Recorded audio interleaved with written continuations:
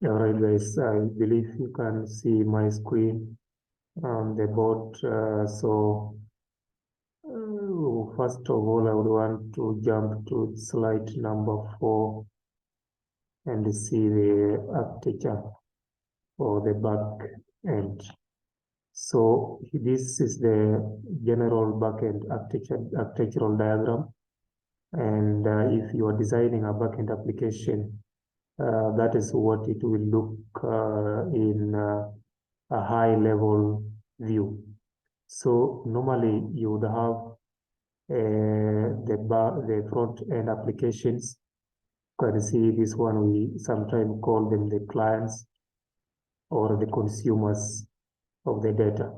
So these are the front end applications, which can either be a mobile application, it can be a desktop application, it can also be a web application, and they can be running on different operating systems. So, and for example, a mobile application may be running on either Android operating system, or it can be running on iOS operating system. So give a voice. And then we have the web applications, and we may also have desktop applications which may run on Windows, or it may run on Mac operating system. And then here we have the database, which stores all the data that is being consumed by these consumers. So we have the database here, which will store our data. And this database can be using any relational database, or it can be using NoSQL database. And then in between the application and the database, we have the REST APIs, REST application programming interface, which are being hosted on a server. And in this case, it might be a web server. So this one we call, when we talk about service provider. So this is the backend application that you will be developing and deploying it on a server. And then in between the server and the front end applications, there will be requests which are being sent by the front end applications. And then the server will take that request and then go to the database and fetch the data.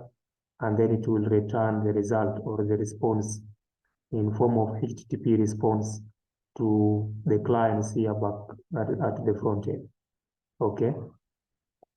So guys, you can see that this is the overall architectural diagram of the backend application. So we will later build our REST application, which will sit in between the client and the database, and then it will receive the request and intercept them. And then it will go to the database and get the data and then respond to the clients. And this HTTP request and response are being sent in this format. It can either be in a format of JSON, or it can be in a format of XML. Well, XML was the first format which was used in old applications, but in the new application currently, which we are going to build, we will be using the JSON format to communicate between our clients and the REST application, which is being hosted on the server. Okay, so this is the high-level architectural diagram of a backend developer. And then let me go back to slide 2 and then give you the complete roadmap if you want to become a backend engineer or a backend developer with any kind of framework that you will choose to use. So guys, first, if you want to become a complete backend developer, then you will need to, number one, pick up the language of your choice. So here we have various options. You can use Java in connection with the Spring Boot framework. You can use PHP with a framework called Laravel framework. You can either use Python, or you can use JavaScript, you can use Ruby, or you can use C. These are all the languages available for backend development. You have an option to choose anyone that desires you. But for this particular playlist on backend development, we will be using Java and the Spring Boot framework. But you can as well use this. But for my case, I recommend that you use Java programming language or the Spring Boot framework. So this is, let me highlight it in a red. So I will recommend that you go with this option number 1. However, you have the choice to choose. And then number 2, you would also need to have a basic understanding of internet and how the internet works, the basic fundamental concept about the internet. That is, for example, how does it work, the HTTP and the HTTP request, how does the browser work, and things like domain name system and how they work, the domain name and the service hosting. So this is also a basic knowledge that will be required for any backend engineer. Number 3, on the roadmap, you will also need to have an understanding of version control system and the usage of terminals. So here we have various options. You can either use GitHub, you can use GitLab, or you can use Gitbucket. So all these options are valid. For me, for my personal projects, I use GitHub as a version control system. You can as well use that, but you can also use on a team project. I prefer using GitLab for that versioning of your code and controlling of your code. Okay, and then we also have, you will also need to have knowledge on one of these database, relational database. You can either go with MySQL database, you can either go with Postgre database, or you can go with Microsoft SQL, or you can go with Oracle, or you can go with MariaDB. So for my case, practically I use, for my demonstration purpose, I use MySQL database, but I also recommend that for even production, it is a good one. But Oracle also is a good one for production application which are going to be put into production. So you can pick any of these. It's a good option. And then number 5 on the list on a roadmap, you will also need to have an understanding of NoSQL database. This is different from the relational database. Relational database uses SQL structure to store and retrieve the data. This one does not use any SQL databases, so it is more good with the reactive applications and asynchronous applications. So here I will recommend that if you can use MongoDB, it's a good choice, but you can still choose the choice of you can still select what suits you best. So here we have MongoDB, we have Cassandra, Firebase, Neo4j graph, which is a graph-based DB. And then we have Redis, which is key value-based database. Firebase is a real-time database, and you can choose any options in that particular NoSQL database. So here I would recommend that you use MongoDB or Redis DB or Firebase.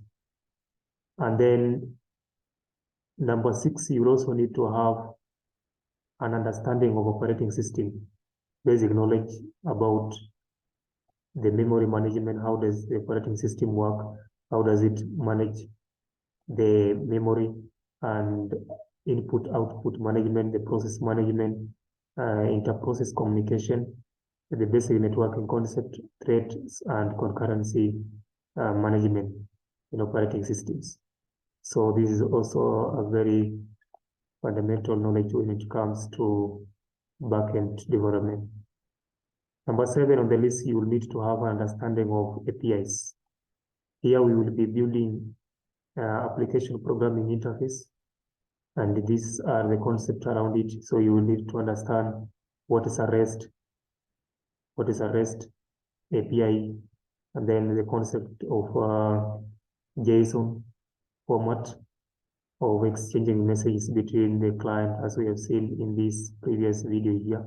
See the format of exchanging the message between clients, and the web application here can either be XML or it can be JSON format. So here we need to have understanding of this. You also need to have an understanding of GraphQL, which is not a must. So for my case, I recommend that you understand this concept first, the rest, and then the JSON format, and then this concept of API authentication and Open API specification. So when it comes to API authentication, it's all about authenticating the users or access to your endpoints APIs, and we have various methods we can use here. You can use cookie-based auth2, basic authentication, token-based authentication, JWT tokens, and OpenID Connect. So all this we will be looking at them when we go to the real implementation of the project. Then number 8 on the list, you will need to have an understanding of caching, how to cache the data locally on the machine. So normally when you go back to this image, you see that this web application will fetch the data from the database. And then from this, it will forward this data to the clients. So when we fetch a record here and they forward it to the front-end application or the client here, and then another client makes a subsequent request for the same data, we don't need again to go back to the database to get the same data. So what we could do is to save this data either on the server side, on this server end, or we can save this data locally on the client, so that for any subsequent request, we should be able to reduce the number of calls by calling the database and instead return the data which has been cached here. So this is the concept of caching. So we can either cache data locally on the server, or we can cache it on the client. When we cache it on the server, that is called the server-side caching. When we store the data locally for some time on the client side, then that is client-side caching. So this is the concept we will implement when we go to coding. And then you will also need to have an understanding of web security, things to do with hashing algorithms. When you are sending your data, it should not be sent as plain text, but rather you'll have to encrypt it in some form or using some form of algorithms. And then you will also need to understand the concept of HTTPS, secured HTTP, and then CORS, cross-origin reference, and then secure socket shells and TLS, server security and other security-related concepts. Then on the list, you will also need to have an understanding of the architectural patterns used in designing and developing the backend applications. So in this architectural pattern, you can either choose to develop your application in a monolithic architecture, which we are going to see first, and then we have another architecture, which is microservices. So in these microservices, we have so many small-scale applications, which you can develop them independently and deploy them independently. And these applications can be distributed all over the net, and they can be able to communicate with each other. So this is what we mean by microservices. Developing small services to each service will be performing a specific function. So we will look at that when we go to microservice list. You can go to that and see the playlist on microservices, and you will have more understanding on what microservices is. And then we have servlet object oriented application. These are applications which are synchronous in nature, and therefore we will build this one first, and then we move to serverless-oriented applications, which are reactive applications or they are synchronous. So you will need also to have an understanding of that. And then on the list, you'll also need to have an understanding of message brokers. Normally, when you are developing your application, you may need to send SMS to the clients, or you may need to send emails and all that. So as a result of that, you may need to have a message broker whereby one service can publish the message, and then another service can consume the message which has been published. So we will look at that concept. So for our case, we will be using the Kafka message broker, and I recommend using that, but you can as well use Rabbit, but Kafka, I believe it is a good option to go. So we will be implementing Kafka as our message broker between our microservices that we will be building here. So later on, we will be building microservices. And then lastly on the list, you will need to have understanding of containerization, how to deploy your services or your applications using containers and virtualization. So in this concept, we will look at Docker and Kubernetes, and then we will also look at continuous integration and continuous deployment for your application, how to automate this process from development to hosting on the GitLab, and then from there to deploying your application on the server so that it can be running on the server to be accessed. And then we are going also to look at web servers. You will need also to have an understanding of web server for you to become a complete backend engineer. So you can see we have a lot of options of web servers. We have Apache, Microsoft IIS, and Tomcat and Netty. And we have, apart from this, there are other options. So we will be using Tomcat and Netty for demonstration. But now when you are hosting on a real server, then you will need a real web server application. So this is a brief overview about the complete roadmap to backend developer. In case you have any question, you can always type it in the comment section, or you can as well send an email to detail your question if possible. We might even have, we can even have a one-on-one session with you so that we can clarify your question and clarify your problem so that you can be on the right track. So I believe if you have all these fundamentals, then you are complete to go with backend development. So guys, before we continue to the next video, which I will give you a roadmap to front-end development, web developer, which is a front-end developer, and also the mobile developer roadmap. I would want us to pause the video from here, and then maybe we can continue in the next slide with the next video. Otherwise, thanks so much for watching the content, and you can always subscribe to promote our channel and even share it with a friend who's interested in anything. If you are also interested, we normally have classes every 3 times a week.